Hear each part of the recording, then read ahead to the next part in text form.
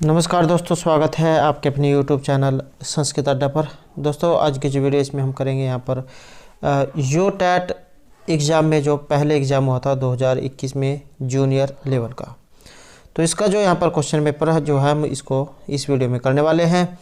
और ये जो क्वेश्चन पेपर है इसी एग्ज़ाम के साथ साथ आपके कोई से भी संस्कृत के एग्ज़ाम हो सभी के लिए महत्वपूर्ण रहेंगे, क्योंकि संस्कृत के जो क्वेश्चन होते हैं वो घूम फिर कर दोबारा से किसी न किसी एग्ज़ाम में पूछ ले जाते हैं। तो इसके अलावा आपके सभी एग्ज़ामों के लिए यहाँ पर ये महत्वपूर्ण रहेंगे। और अगर आपने हमारी पहले वाली जो वीडियो नहीं देखी है तो इसे आप आई बटन पर क्लिक करके देख सकते हैं, या फिर हमारे चैनल की जो प्लेलिस्ट है वहाँ पर जाकर आप तक की जितनी भी वीडियो सभी को आप देख सकते हैं, तो सभी महत्वपूर्ण रहेंगे। और अगर आपने अब तक हमारे चैनल को सब्सक्राइब नहीं किया तो सब्सक्राइब कर ले, और साथ में जो घंटे वाले कोन है इसे जोड़ दबाएं, जिससे आपको हमारे आने वाली जो वीडियो है उसकी नोटिफिकेशन मिलती रहेगी। और दोस्तों, आप हमारा जो दूसरा चैनल है रीडिंग लवर्स के नाम से इसे सब्सक्राइब जरूर कीजिएगा, क्योंकि वहाँ पर हम वैकेंसी से संबंधित न्यूज़ अपडेट जो वो डालते रहते हैं। इसका लिंक आपको इस वीडियो के डिस्क्रिप्शन में मिल जाएगा, तो वहाँ से आप हमारे चैनल पर पहुँच जाओगे और चैनल को सब्सक्राइब ज़रूर कीजिएगा। तो पहले जो है यहाँ पर इसमें 61 से लेकर जो 65 तक के क्वेश्चन है वो आपने इस गद्यांश में से क्या फिल करनी है। तो पहले जो हम यहाँ पर ये गद्यांश देख लेते हैं।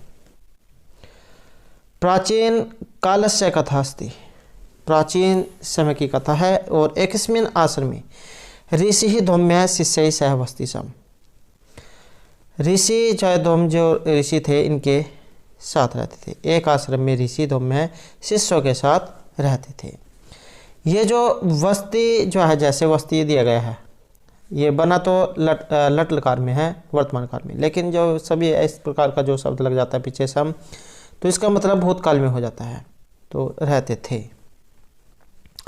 और ये जो सह जो आया है, सह साकम सार्धम, आपने कारक जब जरूर पढ़े होंगे तो उसमें जहाँ पर ये लग जाता है सह साकम सार्धम, तो इसके योग में जो तृतीय जो विभक्ति है उसका प्रयोग किया जाता है। तो इस कारण से यहाँ पर ये आया है। ते शिष्य आश्रम निक्षा कृषि क्षेत्रेषु कृषि का कार्यमापी कुर्वन्ति सम, और शिष्य जो उनके जो खेती का जो काम जो था वो भी करते थे।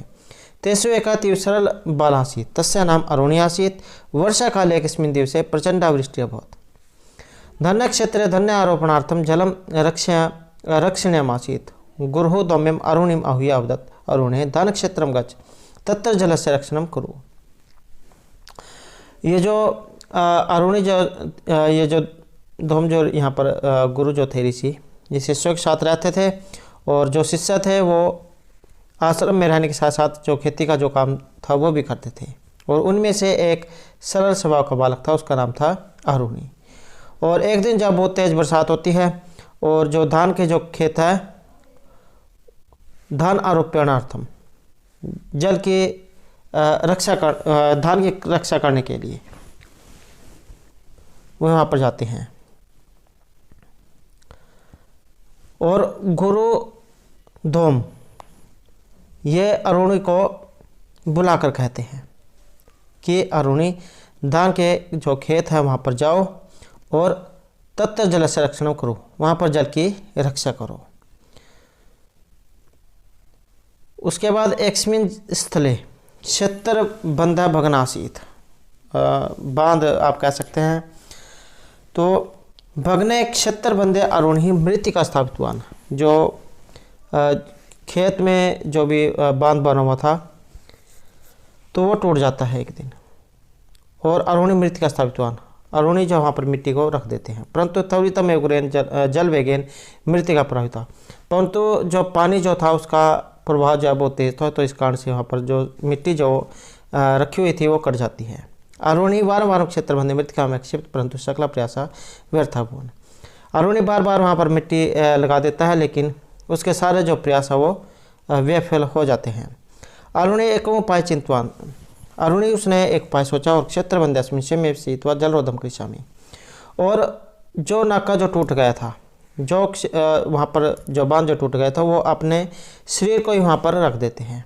और सह तस्मिन् भग्ने क्षेत्र बंधे कर्दम आक्ते जले लंबमाना तिष्ठेत, और वो जो वहाँ पर जो गारा जो था उसके स्थान पर अपने आप ही लंबा पड़ जाता है और जल का जो प्रवाह प्रवाह होता है, जल का जो प्रवाह है वो रुक जाता है। यद्यपि शैत्यम बाधतेशम तथापि दान क्षेत्र रक्षणाय अरुणी तत्रैव लंबाना तिष्ठ। यद्यपि उस समय सर्दी थी, पानी ठंडा था ये आप कह सकते हैं, लेकिन धान की रक्षा के लिए अरुणी ने अपना जो शरीर है वो उसके लिए समर्पित कर दिया, या कह सकते हैं वहाँ पर मिट्टी की जगह पर अपना भी जाओ लेट गया। तो इस प्रकार का यहाँ पर ये गद्यांश जो आया है और इसमें से आप क्वेश्चन ये फिल करने हैं। तो पहला क्वेश्चन, तेसु का नाम शिष्यासी, जो ऋषि जो थे धौम्य ऋषि, इनका शिष्य उनका नाम पूछा गया है, तो उनका नाम था अरुणी। नेक्स्ट है आश्रमम निक्षा तत्तर आश्रम पदे काय भक्ति। यहाँ पर ये जो आश्रम निक्षा जो शब्द आया है इसमें अब यहाँ पर विभक्ति पूछा गया है कि इसमें विभक्ति कौन सी है। तो यहाँ पर जो सी आंसर है ये रहेगा ऑप्शन डी, द्वितीय जो व्यक्ति यहाँ पर माना गया है। और द्वितीय व्यक्ति किस कारण से है, ये जो यहाँ पर निक्षा जो शब्द आया है तो इस कारण से यहाँ पर द्वितीय व्यक्ति है।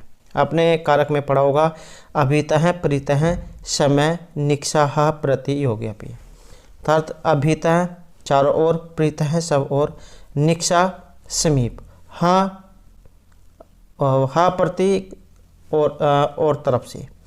तो इनके साथ जो द्वितीय व्यक्ति है उसका प्रयोग किया जाता है।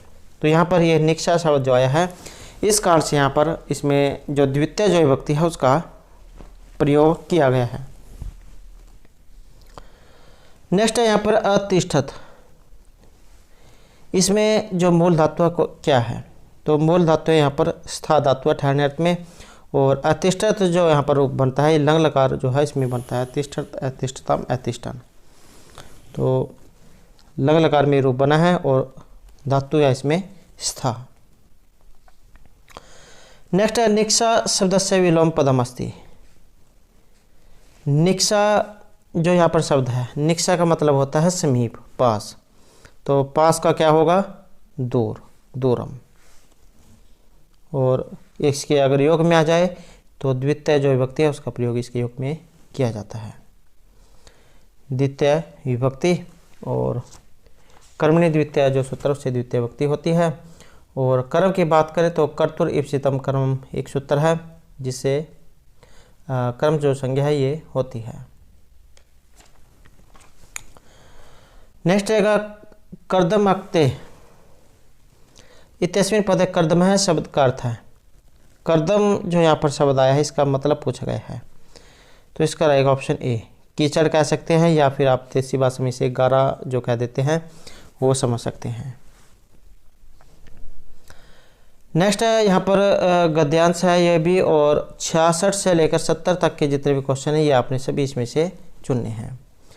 तो यहाँ पर ये जो गद्यांश जो है इसमें समय जो है उसके बारे में बताया गया है। जैसे काल है अहम, मैं समय हूँ, अहम खलु काल है, विश्व आत्मा अहम, और कलयामी गणयामी जगत है, प्रमाणम सत्यम चक्रवत परिवर्तमान है, भूतम वर्तवा भविष्यत अपि च वीक्षमाण है। भूतकाल, वर्तमान काल और भविष्यत काल जो है ये यहाँ पर बताए गए हैं कि मैं सभी को देखने वाला हूँ। और अहमेव साक्षी जा उत्पत्ति है विकासस्य प्रलय है, और उत्पत्ति और विकास जो है इस सभी का साक्षी है। इदम जगत है पुनः जायते विलीयते च परम अहम सर्वदा विद्यमानो स सर्वम क्रियाकलापम पश्यामि। और ये जो पश्यामि जो आया इसमें है दृश्य धातु। अहो किम जानित या कियति प्राचीना इम सृष्टि न एव तर्हि सुनतो ध्यानेन। तो यहाँ पर ध्यान से सुनो। अब कृत युगम, त्रेता युगम, द्वापर युगम और कलयुगम, ये एग्जाम में कई बार क्वेश्चन आ जाता है कि युग जो है कितने प्रकार के हैं। तो ये जो आप कृत युग, त्रेता, द्वापर और कलयुग, तो इस प्रकार 4 प्रकार के यहाँ पर युग माने गए हैं। और चतुर्नाम युगा नाम समूह ए महायुग, इन जो 4 है इनका समूह कहलाता है महायुग। और एक सप्तति महायुगा नाम एक मनवंतरम, और एक सप्तति जो महायुग जो है इनका एक कहलाता है मनवंतर। और चतुर्दश मनवंतरा नाम समूह कल्प है। और चतुर्दश मतलब जो 14 मनवंतर जो है इनका समूह एक कल्प कहलाता है। और एक कल्प एक ब्राह्मण दिन मानते, और एक कल्प जो है उसको ब्राह्मणों का एक दिन माना गया है। ब्राह्मण है आयु शतम वर्षाणी, और ब्राह्मण जो है उनकी आयु को माना गया है 100 साल। और अहो सूर्यते शक ध्वनि, शक जो है उसकी आवाज़ को सुनो। और युग आदि पर्वाणी कस्मिंश्चित गृहे नूतन संवत्सर से अभिनंदन समारोह आयोजते। तो इस प्रकार से जो है यहाँ पर जो समय जो है समय चक्कर उसके बारे में बताया गया है। और इसमें से जो क्वेश्चन है आपने वो फिल करने हैं। तो अतर विश्वात्मा का अस्ति, यहाँ पर जो विश्वात्मा जो है ये कौन है? विश्वात्मा जो है यहाँ पर समय जो चक्कर है उसके बारे में बताया गया है। तो काल है, यहाँ पर समय जो है ये विश्वात्मा कहा गया है। नेक्स्ट है कल्प है केशाम समूह अस्ति, कल्प जो है यहाँ पर ये समूह किसका है?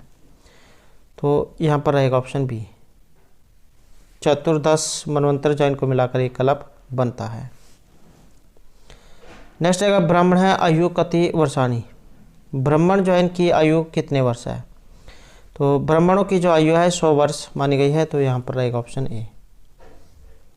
नेक्स्ट है जानित इत्यस्मिन पदे धातु लकार पुरुष और वचन, जानित जो है यहाँ पर ये धातु लकार पुरुष और वचन आपने बताना है। तो इसमें जा धातु है जानने अर्थ में, और लट लकार पर मध्यम पुरुष और बहुवचन का जो यहाँ पर ये रूप रहेगा जानित। नेक्स्ट है चक्करवत का परिवर्तित, समय चक्कर जो यहाँ पर परिवर्तन बताया गया है। तो ये रहेगा ऑप्शन ए, काल है समय। नेक्स्ट है ध्वनि सिद्धांत से प्रवर्तक है क्या? ध्वनि सिद्धांत के जो प्रवर्तक आचार्य है इनमें से कौन है? तो यहाँ पर रहेगा ऑप्शन बी, आचार्य आनंदवर्धन है। और ये जो यहाँ पर जो आचार्य की बात हुई है मम्मट, आनंदवर्धन, विश्वनाथ, तो इनके ऊपर जो हमारे द्वारा हाल ही में जो है क्वेश्चन कराए गए हैं, जिसमें इनके जो सिद्धांत वगैरह जो है ये सभी उसमें कराए गए हैं। तो अगर आपने वो वाली वीडियो नहीं देखी है तो आप हमारे चैनल की जो प्लेलिस्ट है वहाँ पर जाकर देख सकते हैं, या फिर जो आई बटन जो है वहाँ पर जाकर आप इनको देख सकते हैं। और इनके जो एग्ज़ाम में ये काव्य लक्षण जो आ जाते हैं तो एक बार इनको देख लेते हैं। तो जैसे आनंदवर्धन जो है इनका काव्य लक्षण रहेगा काव्यात्मा ध्वनि, इन्होंने ध्वनि को काव्य की आत्मा माना है। वामा का रहेगा शब्दार्थो संहितो काव्यम, और आचार्य जो वामन है इनका लक्षण रहेगा रीतिरात्मक काव्य, इन्होंने रीति को काव्य की आत्मा माना है। और जो जगन्नाथ जो है इनका रहेगा रमणीयार्थ है प्रातिपदिका है शब्द है काव्यम। और आचार्य मम्मट इनका रहेगा तद आदोषो शब्दार्थो सगुणो अलंकृति पुनः कवापी। आचार्य दंडी का रहेगा शरीरम तावत इष्टार्थ विच्छिन्ना पदावली। और आचार्य राजशेखर का है गुणवद अलंकृतम च वाक्यमेव काव्यम। आचार्य जो कुंतक है शब्दार्थो संहितो वक्र कवि व्यापार शालिनी। तो यह जो कुछ आचार्य थे तो जिनके बारे में ज़्यादातर एग्जाम में पूछा जाता है। नेक्स्ट रहेगा यहाँ पर प्रकृति भाव विधायक सूत्रम।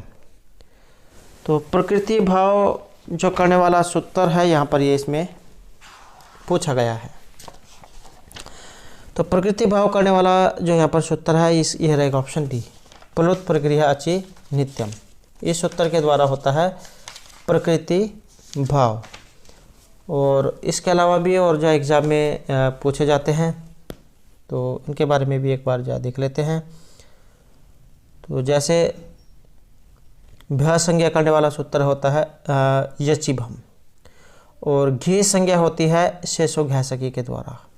उपधा संज्ञा अलो अंत्यात पूर्वपदा, अप्रिक्त संज्ञा अप्रिक्त कालक प्रत्यय, और सठ संज्ञा होती है ढती चा, ये वाला ढती चा एक सूत्र है तो इसके द्वारा होती है सठ संज्ञा। और एक एग्जाम में नदी संज्ञा पूछा जाता है तो युस्त्राख्य नदी सूत्र है उसके द्वारा नदी संज्ञा होती है।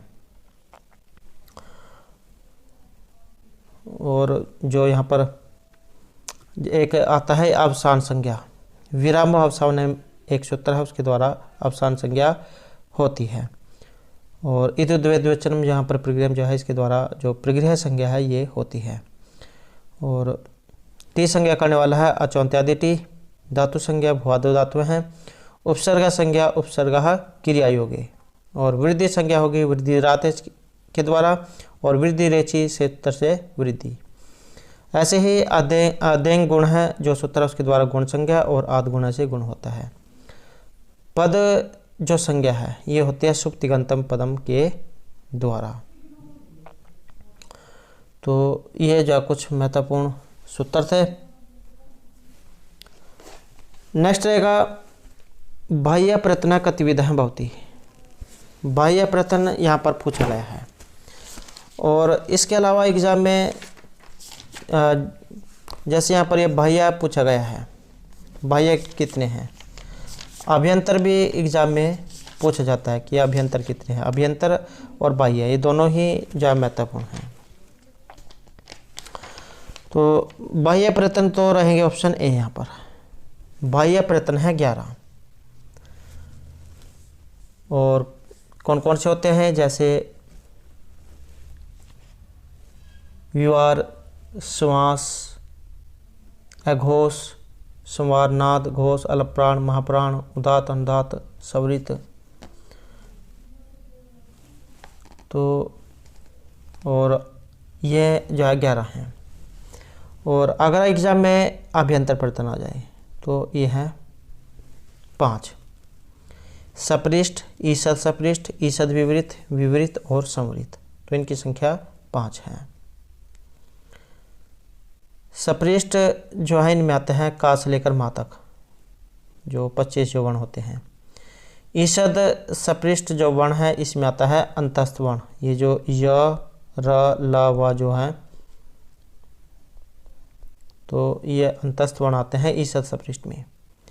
और ईषद विवृत में आते हैं ऊष्म वर्ण, ये जो श, श, स, ह ये जो है ये आते हैं ऊष्म वर्ण में। और विवृत में आते हैं जितने भी स्वर हैं। नेक्स्ट है ईषद विवृत वर्ण बनती। तो यहाँ पर ईषद विवृत वर्ण पूछा गया है।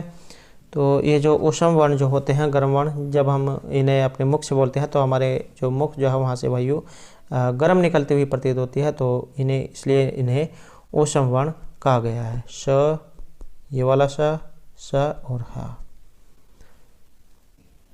तालव्य, मूर्धन्य और दंत्य से।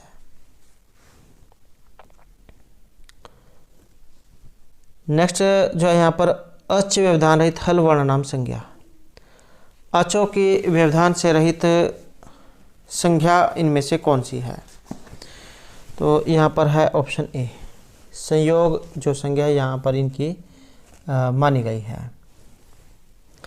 और इसके अलावा एग्जाम में पूछे जाते हैं, जैसे इत संज्ञा करने वाला हो गया हल अंतिम सूत्र के द्वारा, लोप संज्ञा आदर्शम लोप के द्वारा, प्रत्याहार संज्ञा आदिरंतेन संहिता के द्वारा, और सवरित संज्ञा समाहार सवरित के द्वारा, स्वर्ण संज्ञा तुल्यस्य प्रतनम सुवर्णम के द्वारा, संहिता संज्ञा परसन्निकर्ष संहिता के द्वारा, और संयोग संज्ञा हलो अनंतर संयोग के द्वारा, पद संज्ञा सुप्तिगंतम पदम के द्वारा, और उपसर्ग संज्ञा उपसर्ग क्रिया योग के द्वारा, धातु संज्ञा होती है भुआद्वय धातुओं के द्वारा। नेक्स्ट जो यहाँ पर मिलान करने का है, तो यहाँ पर आपने इसका जो है मिलान करना है। और यहाँ पर माना गया है ये ऑप्शन बी को 2, 3, 4 और 1। तो 10 करोड़ जो है 10 करोड़ को कहा जाता है अकोटिही, और 10 अरब को सागर है। उसके बाद 10 खरब को निखरव है, और जो सॉरी इसमें जो है ये रहेगा ऑप्शन बी जो है ये रहेगा। तो 10 करोड़ जो है इसको आकोटिही, और 10 अरब वृंद हैं। उसके बाद 10 खरब हैं निखरव हैं, और जो 10 पदम हैं इसको सागर हैं। तो ऑप्शन बी यहाँ पर ये इस तरह से रहेगा। नेक्स्ट जो यहाँ पर नमः स्वस्ति स्वाहा सवधा अलम और वसठ, ये शब्द यहाँ पर आए हैं, और इनके योग में विभक्ति कौन सी होती है। तो इनके योग में रहेगा ऑप्शन यहाँ पर ए। चतुर्थी जो विभक्ति है इसका प्रयोग यहाँ पर इनके योग में किया जाता है। नमः, स्वस्ति, स्वाहा, स्वधा, अलम और वसट। जैसे ईश्वराय नमः, निरूपाय स्वस्ति, अज्ञन्य स्वाहा, पितृभ्य स्वधा, इंद्राय वसट। तो जहाँ पर ये शब्द होते हैं इनके योग में चतुर्थी विभक्ति का प्रयोग किया जाता है। नेक्स्ट है यहाँ पर शुद्ध वाक्य, और शुद्ध जो है यहाँ पर रहेगा ऑप्शन बी। लेखकः मित्राय पुस्तकम ददाति।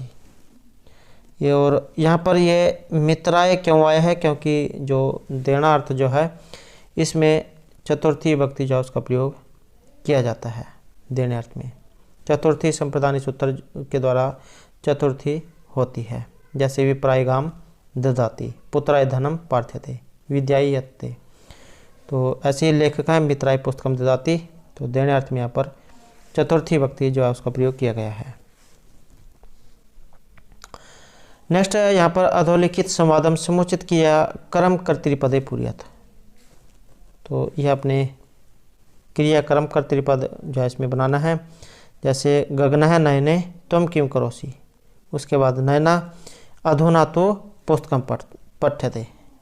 तो यहाँ पर एक ऑप्शन ए। अधुना तो मया पुस्तकम पठ्यते, इस समय तो मेरे द्वारा पुस्तक पढ़ी गई है। तो ये जो है अपने मया यहाँ पर आएगा। नेक्स्ट है यहाँ पर आजीविका इति पदस्य प्रकृति प्रत्यय। तो यहाँ पर एक ऑप्शन है आजीव, अकन और टाप। टाप जो है यहाँ पर इसमें प्रत्यय रहेगा, स्त्री प्रत्यय जो है इसका प्रयोग हुआ है।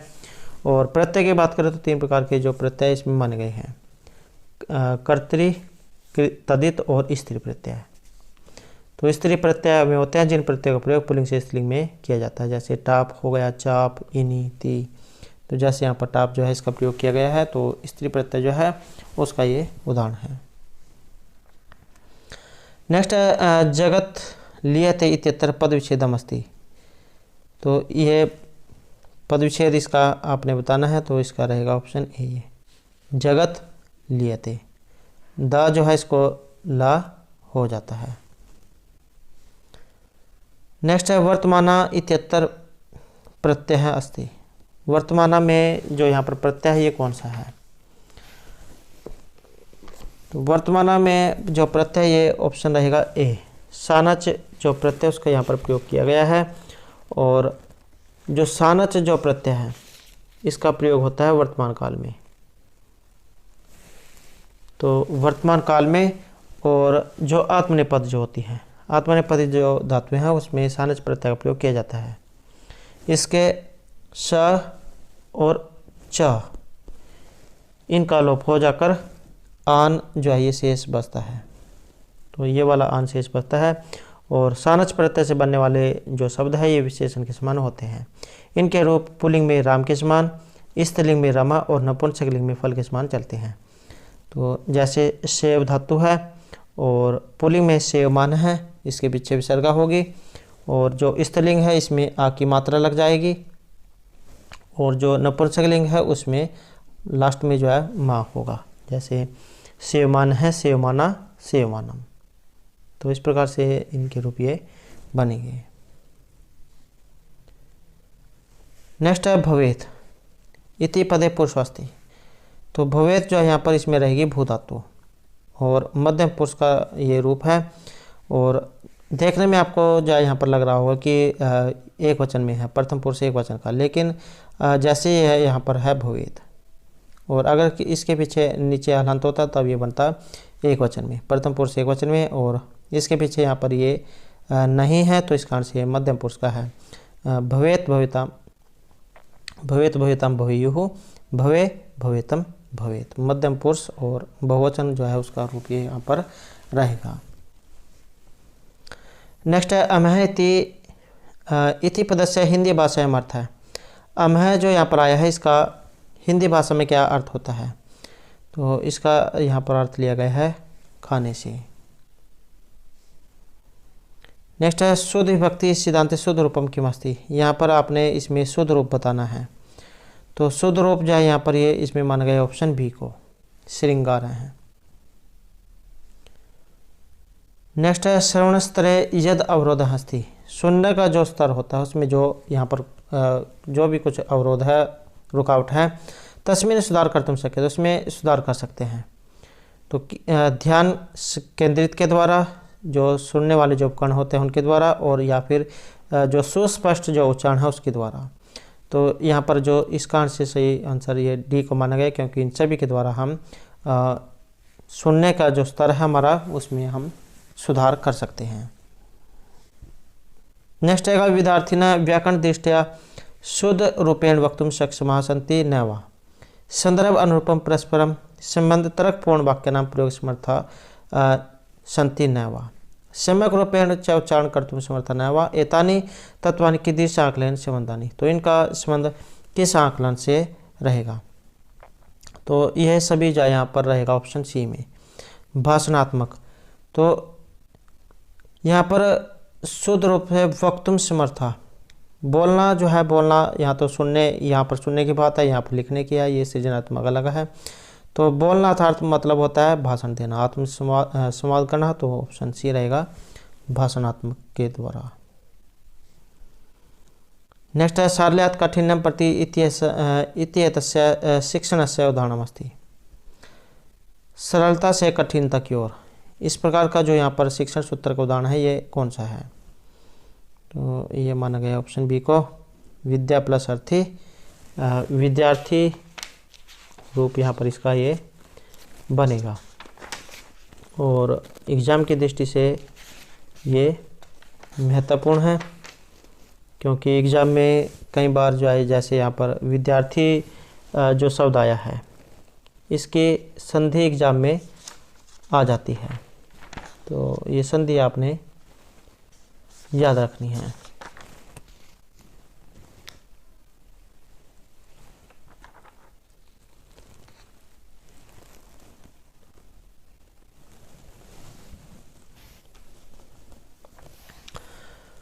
नेक्स्ट जो यहाँ पर रहेगा